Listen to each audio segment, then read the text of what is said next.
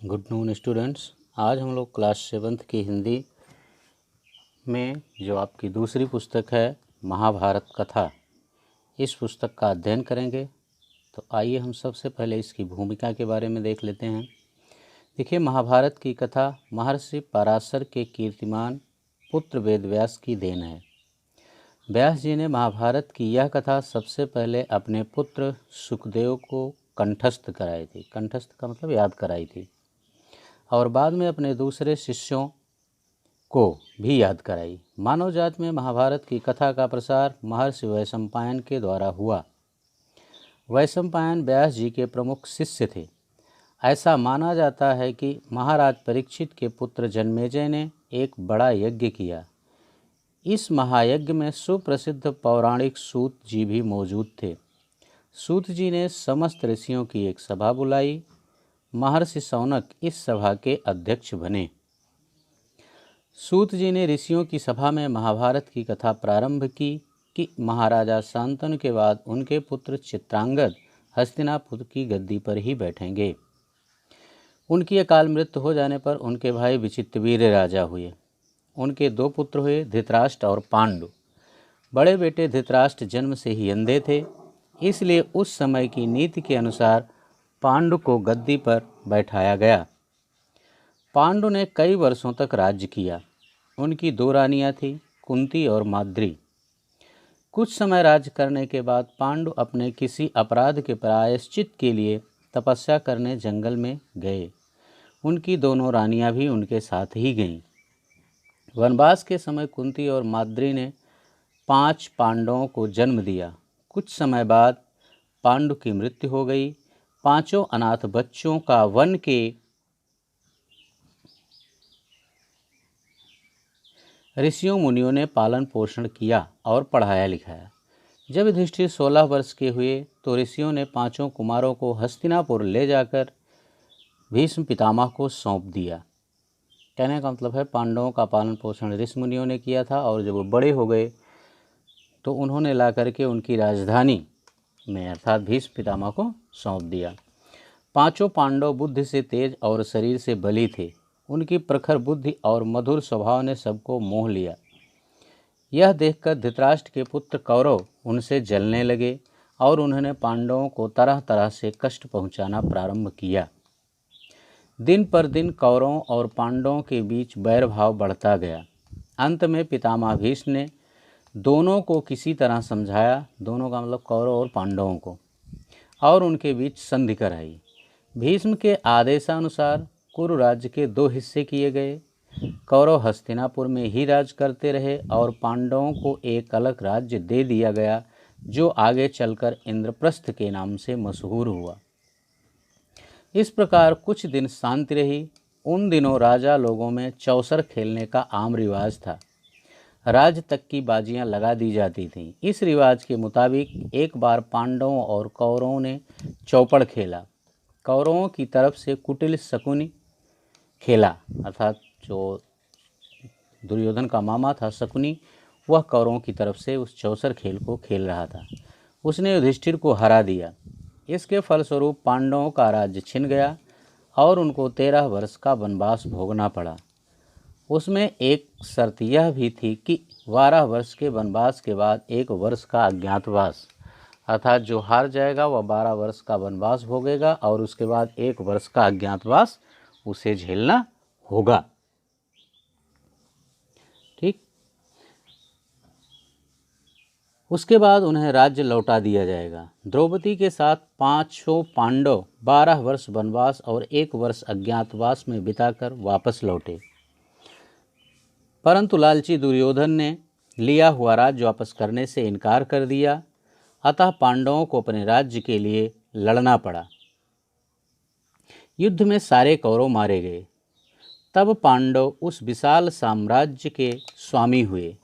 इसके बाद 36 वर्ष तक पांडवों ने राज्य किया और फिर अपने पोते परीक्षित को राज्य देकर द्रौपदी के साथ तपस्या करने हिमालय पर चले गए। तो ये था सारांश। अब आइए हम देखते हैं इस बुक से जो हमारा पहला चैप्टर है, जिसका नाम है देवव्रत। चूँकि ये कई चैप्टरों में इसी तरह से कई खंडों में विभक्त है, तो ये पहला जो खंड है वो है देवव्रत। देवव्रत भीष्म पितामह का ही नाम था। तो अब आइए हम देवव्रत के बारे में पढ़ते हैं।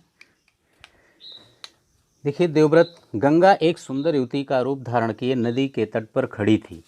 उनके सौंदर्य और नव यौवन ने राजा शांतनु को मोह लिया। यानी एक बार राजा शांतनु शिकार करने के लिए निकले थे और वे जंगल में घूम रहे थे, तो उन्होंने देखा कि गंगा जो है, गंगा का मतलब गंगा नदी, एक युवती का वेश धारण किए हुए नदी के किनारे खड़ी थी। उनके सौंदर्य यानी उनकी सुंदरता और युवावस्था को देखकर राजा शांतनु उन पर मोहित हो गए। गंगा बोली, राजन आपकी। फिर इस तरह से राजा शांतनु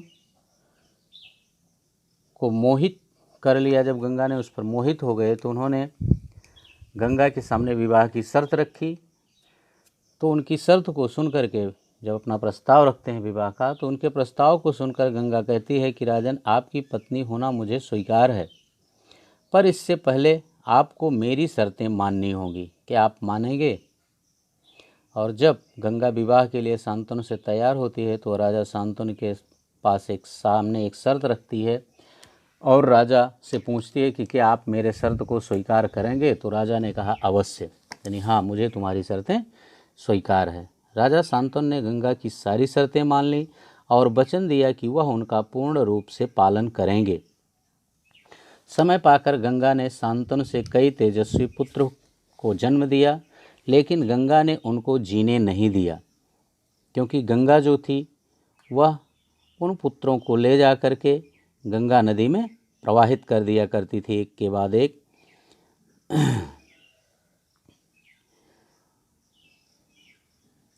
कई उनको जीने नहीं दिया। बच्चों के पैदा होते ही वह उसे नदी की बहती हुई धारा में फेंक देती थी और फिर हंसती मुस्कुराती राजा शांतनु के महल में आ जाती थी। अज्ञात सुंदरी के इस व्यवहार से राजा शांतनु चकित रह जाते। उनके आश्चर्य और क्षोभ माने होता कष्ट, उनके आश्चर्य और कष्ट का पारावार न रहता, अर्थात कोई ठिकाना न रहता। शांतनु वचन दे चुके थे, इस कारण मन महसूस कर रह जाते थे। 7 बच्चों को गंगा ने इसी भांत नदी की धारा में बहा दिया। 8वां बच्चा पैदा हुआ। गंगा उसे भी लेकर नदी की तरफ जाने लगी। तभी शांतनु से न रहा गया।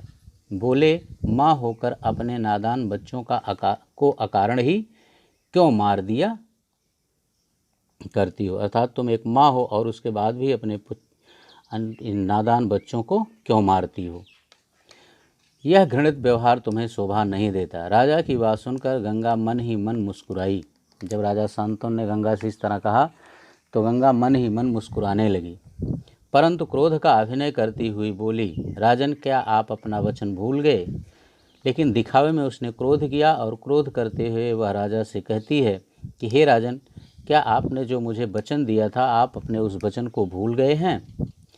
मालूम होता है कि आपको पुत्र से ही मतलब है, मुझसे नहीं। ऐसा लगता है कि जैसे आप अपने पुत्रों से ही प्रेम करते हैं, मुझसे प्रेम नहीं करते। आपको मेरी क्या परवाह है? ठीक है, पर शर्त के अनुसार, लेकिन चलो अच्छी बात है, कोई बात नहीं, लेकिन शर्त के अनुसार मैं अब नहीं ठहर सकती। अर्थात जैसा कि शर्त में था कि अगर आप मेरी शर्त मानेंगे तभी मैं आपकी पत्नी रहूँगी, अन्यथा नहीं। तो उस शर्त के अनुसार अब मैं आपकी पत्नी नहीं रह सकती। हाँ, आपके इस पुत्र को मैं नदी में नहीं फेंकूंगी, लेकिन आपके इस 8वें पुत्र को मैं नदी में नहीं बहाऊंगी। इस अंतिम बालक को मैं कुछ दिन पालूंगी और फिर पुरस्कार के रूप में आपको सौंप दूंगी। मैं इसका कुछ समय तक पालन पोषण करूंगी और पुरस्कार स्वरूप आपको दे दूंगी। यह कहकर गंगा बच्चे को साथ लेकर चली गई। यही बच्चा आगे चलकर भीष्म पितामह के नाम से विख्यात हुआ। और ऐसा कहकर गंगा उस छोटे से बच्चे को अर्थात भीष्म पितामह को लेकर के अपने साथ चली जाती है और आगे चल कर के वही बालक जो है वह भीष्म पितामह के नाम से प्रसिद्ध होता है। गंगा के चले जाने से राजा शांतनु का मन विरक्त हो गया, अर्थात वे दुखी रहने लगे। उन्होंने भोग विलास से जी हटा लिया और राजकाज में मन लगाने लगे। एक दिन राजा शिकार खेलते खेलते गंगा के तट पर चले गए तो देखा किनारे पर खड़ा एक सुंदर और गठीला युवक गंगा की बहती हुई धारा पर बाण चला रहा था। और इस तरह से जब गंगा चली गई अपने उस राजा शांतनु के 8वें पुत्र को लेकर के, तो राजा शांतनु भी धीरे धीरे उस घटना को भूल जाते हैं और पुनः राजकाज करने लगते हैं।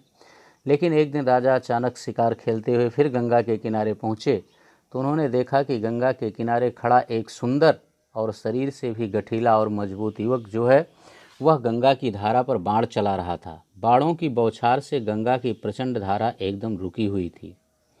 यह दृश्य देखकर शांतनु दंग रह गए और जब इस दृश्य को शांतनु ने देखा तो वे आश्चर्यचकित हो गए।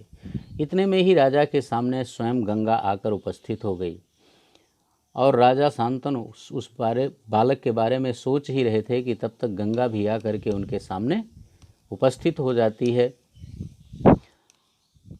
और गंगा ने युवक को अपने पास बुलाया और राजा शांतनु से कहती है कि राजन, पहचाना मुझे और इस युवक को? यही आपका और मेरा 8वां पुत्र देवव्रत है। और गंगा ने उस बालक का, देवव्रत का परिचय उसके पिता शांतनु से कराया।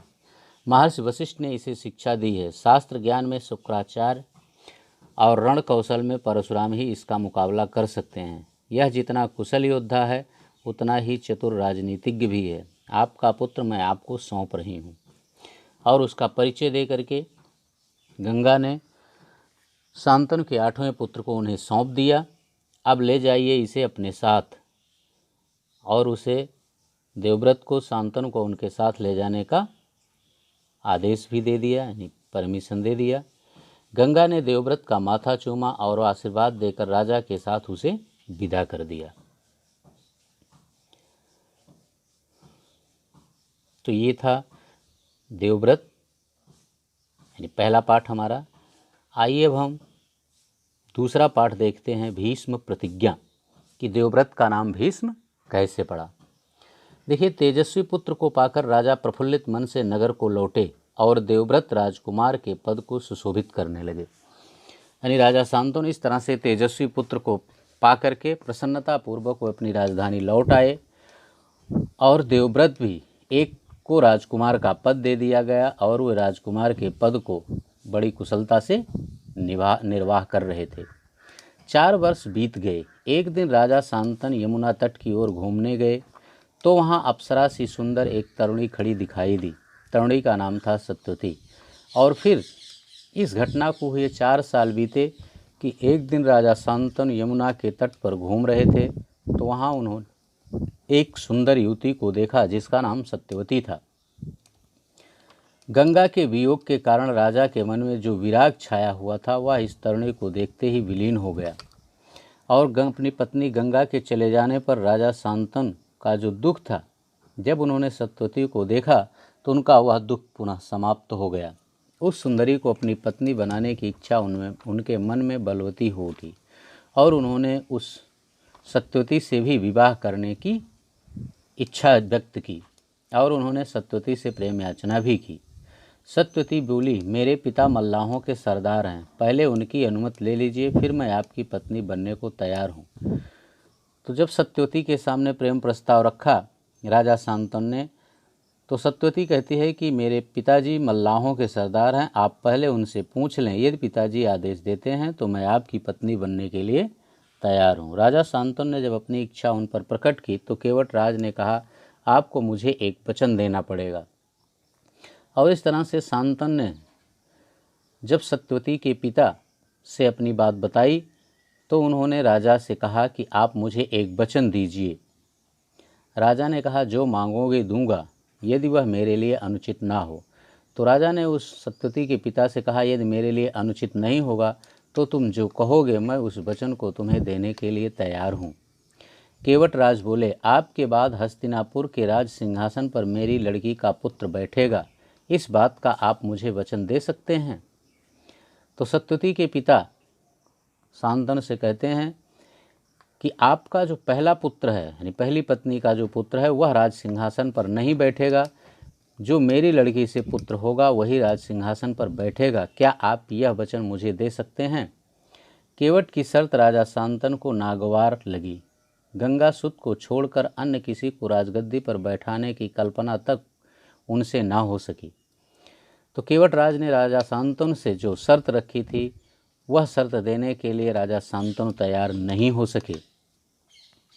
निराश और उद्विग्न मन से वह नगर की ओर लौट आए, किसी से कुछ कह भी न सके, और निराश मन से वे पुनः अपने नगर की तरफ लौट आए और उन्होंने किसी से कुछ कहा नहीं।